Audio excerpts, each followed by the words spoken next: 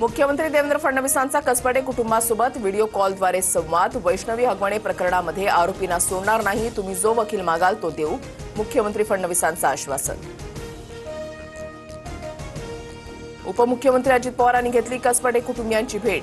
वैष्णवीचे आईवडील आणि अजितदादा यांच्यामध्ये बंद दाराआड चर्चा। प्रकरण जलद गती न्यायालयामध्ये चालवण्यासाठी मुख्यमंत्र्यांनी विनंती करू, अजितदादांची प्रतिक्रिया। वैष्णवी हगवणे मृत्यू प्रकरणी सासरा राजेंद्र हगवणे आणि दीर सुशील हगवणेला 28 मे पर्यंत पोलीस कोठडी। दोघांनाही स्वारगेट परिसरातून केली होती अटक। हगवणेंना जास्त दिवस पोलीस कोठडी मिळायला हवी होती, अनेक गुन्हे उघड झाले असते, वैष्णवीचे वडील कसपटेंची प्रतिक्रिया। आलिशान गाड्यांसह फार्म हाऊसवर मुक्काम करत वैष्णवीच्या दीर सासऱ्याचा 7 दिवस राजेशाही थाट। अटकेआधीची मित्रांसोबत हॉटेलमध्ये जेवताना राजेंद्र हगवणेची सीसीटीव्ही दृश्य समोर, तर हगवणेंनी वापरलेली थार जप्त। वैष्णवी हगवणे मृत्यू प्रकरणामध्ये आतापर्यंत 12 जणांच्या साक्ष नोंदवल्या। वैष्णवीला नवरा शशांकनं मारहाण केलेला पाईप जप्त।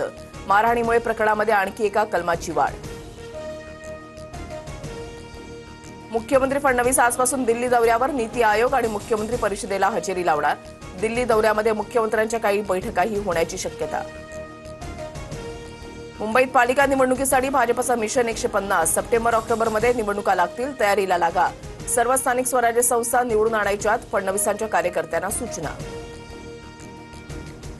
पंढरपूर, सोलापूर, पालघर, कराडसह येवल्यामध्ये जोरदार मान्सूनपूर्व पावसाची हजेरी।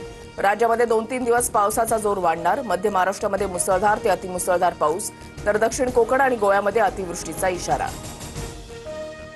राज्यामध्ये 45 कोरोना रुग्णांची नोंद। मुंबईमध्ये सर्वाधिक 35, पुण्यामध्ये 4, कोल्हापूरमध्ये 2, तर ठाणे, लातूरमध्ये प्रत्येकी एका रुग्णाची नोंद। रायगडमध्येही दोघांमध्ये कोरोनाची सौम्य लक्षणं। पाकिस्तानच्या विमानांसाठी भारताचं हवाई क्षेत्र बंद ठेवण्याचा निर्णय।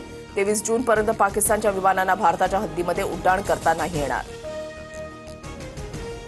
भारत अण्वस्त्राची धमकी सहन करणार नाही। दहशतवादाविरोधात भारताला स्वसंरक्षणाचा अधिकार। तिसऱ्या देशाची मध्यस्थी स्वीकारणार नाही, परराष्ट्र मंत्री एस जयशंकर यांनी ठणकावलं। भारताचे परराष्ट्र धोरण कोलमडलं। पाकचा निषेध करण्यात कोणताही देश आपल्यासोबत का आला नाही, राहुल गांधींचा परराष्ट्र मंत्री जयशंकर यांना सवाल। ट्रम्प यांचा विरोध झुगारून ॲपलची भारतामध्ये $1.5 अब्ज गुंतवणूक। फॉक्सकॉनद्वारे प्रकल्प विस्तार होणार। अमेरिकेच्या बाहेर आयफोन बनल्यास 25% टॅक्सची ट्रम्प यांची धमकी। अमेरिका 1 जूनपासून युरोपियन युनियनला 50% टॅरिफ लावणार। राष्ट्राध्यक्ष डोनाल्ड ट्रम्प यांची घोषणा।